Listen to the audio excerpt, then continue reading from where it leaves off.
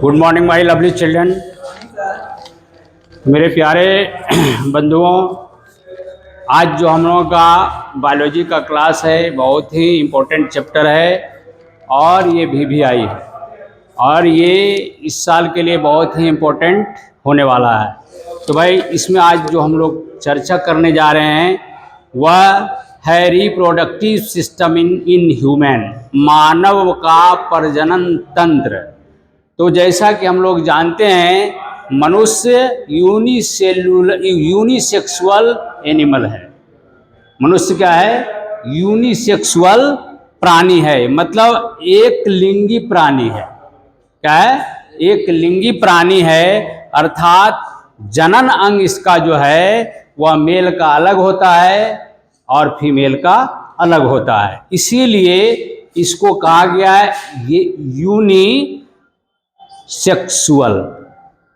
चूंकि दोनों का फीमेल और मेल का सेक्स ऑर्गन क्या है? अलग अलग है, इसीलिए इसको कहा गया है एक लिंगी प्राणी है। समझ में आ गया? एक लिंगी प्राणी क्यों कहा गया? चूंकि मेल का जनन अंग अलग है, फीमेल का जनन अंग अलग है, इसीलिए इसको मनुष्य को एक लिंगी प्राणी कहा गया है, यूनिसेक्सुअल प्राणी कहा गया है। इसमें अलग अलग व्यक्ति, यह जो है रिप्रोडक्टिव ऑर्गन जो है वह मेल में अलग होता है, फीमेल में अलग होता है। इन्हीं जनन अंगों के आधार पर पुरुष और स्त्री कहा जाता है। चूंकि मेल ऑर्गन अलग है, फीमेल ऑर्गन अलग है, तो ये जनन अंग अलग रहने के कारण पुरुष जाति हो गया और स्त्री जाति हो गई। समझ में आ रहा है? चलिए, प्रमुख रचना नर और मादा जनन ग्रंथियां होती है। इसमें दोनों प्रकार के जननांगों में सबसे प्रमुख रचना जो होता है वह नर और मादा जनन ग्रंथियां होता है। रिप्रोडक्टिव क्या होता है? ऑर्गन होता है जो मादा में अलग और नर में अलग होता है। इनके अतिरिक्त कुछ सहायक लैंगिक ऑर्गन होता है। सहायक लैंगिक ऑर्गन की चर्चा थोड़ा आगे होगा। अभी ये जान जाइए कि जनन अंग जो होता है दोनों का अलग अलग होता है। इसके साथ साथ क्या होता है? इसमें सहायक सेक्सुअल ऑर्गन होता है, जिसको कहते हैं एक्सेसरी सेक्स ऑर्गन्स, जो अपने शरीर में पाया जाता है। मेल में अलग रहता है, फीमेल में अलग रहता है, और हेजिटेशन के टाइम में इसका उपयोग होता है, कॉपुलेशन के टाइम में इसका उपयोग होता है। ठीक है? इसके अलावे कुछ सहायक ग्रंथियां होती है, एक्सेसरी ग्लैंड होता है, जिसका भी इसमें अहम भूमिका होता है, जो आगे हम लोग पढ़ेंगे। ये जो है पाया जाता है। सारी रचनाएं एक साथ पुरुष में नर जननांग तथा स्त्री में मादा जननांग कहलाता है। ये सारी तो एक्सेसरी ऑर्गन, सेक्सुअल ऑर्गन, और एक्सेसरी ग्लैंड जो उससे एक प्रकार का सेक्रेशन, रस का सेक्रेशन होता है, ये सारे अंग को मिला करके जननांग कहलाता है। अगर नर को जानेंगे तो नर जननांग हो जाएगा, इस चीज को मादा में जानेंगे तो मादा जननांग हो जाएगा। समझ में आ रहा है? ये मानव जननांग साधारणतः लगभग 12 वर्ष से शुरू होता है। 12 वर्ष से नीचे में कोई प्रभाव नहीं पड़ता है, कुछ नहीं पता चलता है।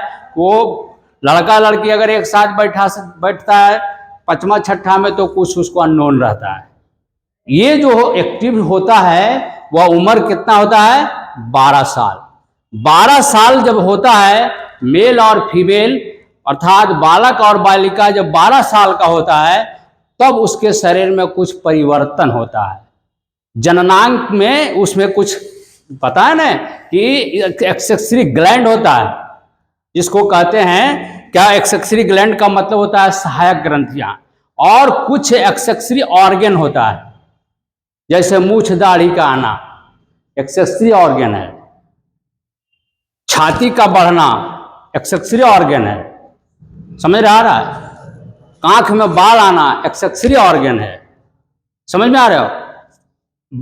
बच्चा का ये कंठ फूटता है क्या? नहीं फूटता है। 12 वर्ष के बाद 13 साल जब होता है तो ये कंठ फूटता है। तो इससे क्या पता ये एक्सेसरी ऑर्गन है। बच्चियां लोगों का क्या होता है? बोली पतला होना, वो एक्सेसरी ऑर्गन है। लड़का लोगों का बोली भारी हो जाता है। बच्चा का कुछ रहेगा और तुम्हारा बोली जब बड़ा 12 वर्ष के बाद जब होने लगता है तो उसका वजन आता है। बोली में क्या होता है? वजन आता है। ठीक है, तो इस अवस्था, ये 12 वर्ष का जो अवस्था में कुछ साधारण अपने बॉडी में परिवर्तन होता है। समझ में आ रहा है? बिल्कुल आपको एकदम आद हो जाएगा। ये परिवर्तन होता है बालक और बालिका में। अब भाई मैं एक्सेसरी ऑर्गन के बारे में बता रहा। अब जो है इसमें क्या होता है, फिजिकली रूप से कुछ बॉडी में क्या होता है? एक्टिविटी आता है, मतलब चेंजेज होता है, रैंडम चेंजेज होता है, जिसके कारण क्या होता है वो ये अवस्था जो होता है ना, ये अवस्था बहुत खतरनाक अवस्था होता है। ये रैंडम बॉडी में क्या होता है? चेंजिंग होता है, रैंडम चेंजिंग होता है। तो ये अवस्था को हम लोग कहते हैं किशोरावस्था। क्या कहते हैं? ये किशोरावस्था। ये किशोरावस्था जो होता है ये कब कब होता है? जब कंठ का फूटना, कांख में बाल आना, जघना स्थिति में बाल आना, ये जब होता है, ब्रेस्ट का बढ़ना, ये सब क्या होता है? ये एट्रेंडम होता है। क्या होता है? एट्रेंडम होता है। 12-13 साल में होना शुरू होता है। ठीक है, तो इसी अवस्था को हम लोग किशोरावस्था कहते हैं। क्या कहते हैं? किशोरावस्था कहते हैं। इस अवस्था में बालक एवं बालिका एक में कुछ परिवर्तन होता है ना? कुछ क्या होता है? परिवर्तन होता है। इस अवस्था में चेहरे पर फुंसी उनसी भी निकलता है।